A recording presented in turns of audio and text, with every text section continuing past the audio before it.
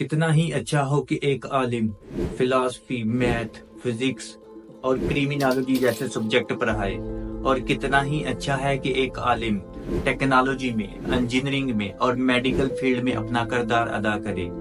ऐसा तब ही मुमकिन है जब मदरसे में पढ़ने वाले बच्चों को दीनी तालीम के साथ साथ दुनियावी तालीम, साइंस, फिलॉसफी और लॉ की तालीम भी दी जाए। كتاب أنزلناه إليك مبارك ليدبروا آياته وليتذكر أولو الألباب۔ یہ کتاب جو ہم نے تم پر نازل کی ہے بابرکت ہے تاکہ لوگ اس کی آیتوں میں غور کریں اور تاکہ اہل عقل نصیحت حاصل کریں۔ پاکستان میں 2019 میں وفاق المدارس کے ڈیٹا کے مطابق 78,000 سے زیادہ بچوں نے قرآن پاک حفظ کیا، جن میں 14,000 بچیاں شامل ہیں۔ اگر ہم ان کو سعودی عرب سے کمپیئر کریں تو ان کی تعداد سعودی عرب سے کافی زیادہ ہے۔ Directorate general of religious education کے مطابق پاکستان میں 35,000 مدارس موجود ہیں، جن میں 26,160 مدارس رجسٹر ہیں، جبکہ 25,000 ایسے مدارس ہیں جو کسی نہ کسی مسلک کے ساتھ منسلک ہیں۔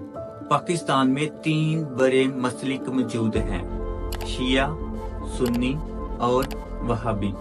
سنی کے مزید 3 مسلک موجود ہیں: دیوبندی، بریلوی اور اہل حدیث۔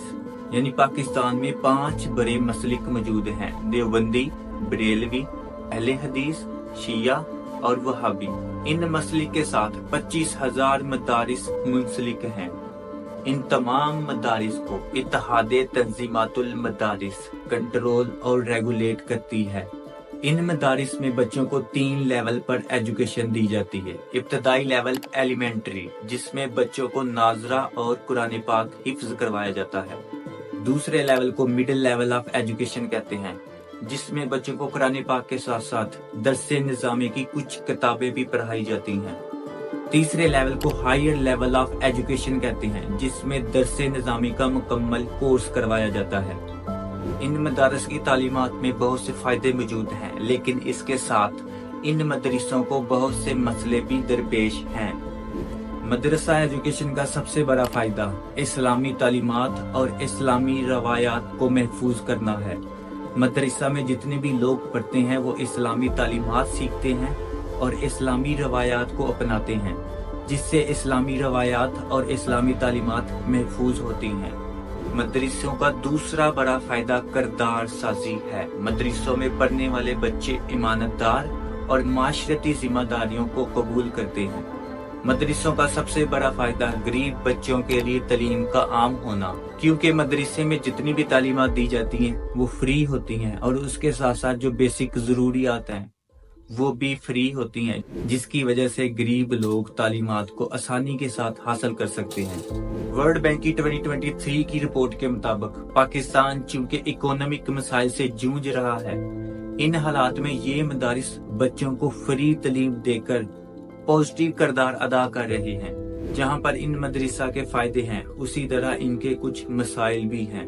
سب سے بڑا مسئلہ، زیادہ تر جو مدرسہ ہیں وہ صرف اسلامی تعلیمات پر ہی فوکس کرتے ہیں، اس کے علاوہ سائنس، فلسفی یا آرٹس کی تعلیمات نہیں دیتے۔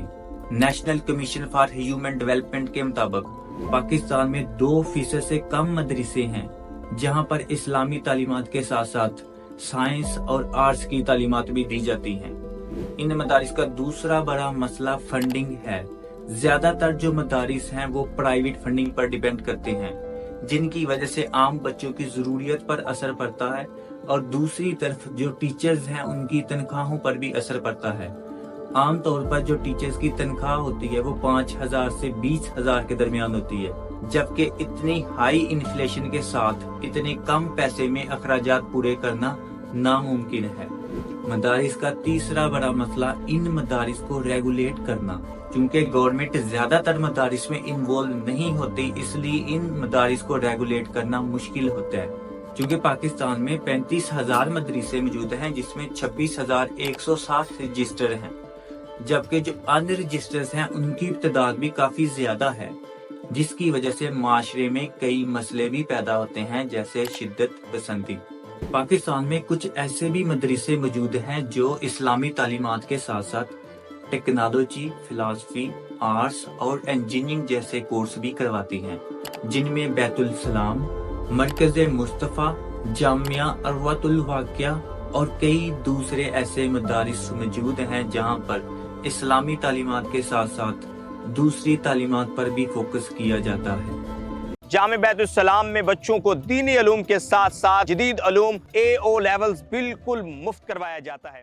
هل لك سر عند الله مرکز مصطفیٰ کی دیدہ زیب اور پرشکو عمارت، یہ ادارہ دینی اور عصری تعلیم کا بہترین امتزاج اور خوبصورت سنگم ہے۔ پاکستان کے دل شہر لاہور میں جامعہ عروۃ الوثقیٰ کی صورت میں ایک جامع اور وسیع المقاصد تعلیمی ادارہ واقع ہے، جو دور حاضر میں مملکت پاکستان کی تمام ملکی و قومی علمی و دینی، تحقیقی و فکری، نظریاتی و تربیتی اور تبلیغی ضرورتوں کو پورا کرتا ہے۔ اسی طرح ہر مدرسے کو چاہیے کہ وہ اسلامی تعلیمات کے ساتھ دوسری تعلیمات پر بھی فوکس کرے۔ اس کے لیے گورنمنٹ آف پاکستان کو اور تمام سیکٹر کو اپنا اپنا کردار ادا کرنا ہوگا تاکہ بچوں میں اسلامی تعلیمات کے ساتھ کوئی دوسرا ہنر بھی موجود ہو۔ اور اس کے ساتھ گورنمنٹ آف پاکستان کو چاہیے کہ جتنے بھی پبلک اور پرائیویٹ سیکٹر ہیں ان میں بھی دینی تعلیمات کو عام کیا جائے۔